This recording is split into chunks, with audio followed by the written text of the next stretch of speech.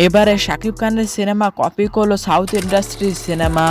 আপনারা তো অনেকেই শুনেছেন যে সাউথের সিনেমা বাংলাদেশে রিমেক হয়, কিন্তু আপনারা কি জানেন যে বাংলাদেশের সিনেমাও সাউথে কপি হয়? এমনই এক আশ্চর্য ঘটনা ঘটে যায় সাউথের সিনেমার নাম হিট থ্রি। হিট থ্রির সকল পোস্টার থেকে গান সবকিছু বাংলাদেশের সিনেমা বরবাদের কপি। এখানে দেখা যাচ্ছে বরবাদ সিনেমার শাকিব খান যে পোস্ট নিয়ে দাঁড়িয়েছিল সেই রকম পোস্ট নিয়ে দাঁড়িয়েছে হিট থ্রির নায়ক নানি। শুধু এই পোস্টারের নয়, সেই সঙ্গে শাকিব খানের বসে থাকা যে পোস্টারটি আছে সেটিও কপি করেছে হিট থ্রি। আর এতে বোঝা যাচ্ছে শাকিব খানের বরবাদ সিনেমা কতটা ইন্টারন্যাশনাল হয়ে গেছে। দর্শক, গত ঈদে মুক্তিপ্রাপ্ত বরবাদ সিনেমা এখন সিনেমা হলে অনেক তুঙ্গে চলছে।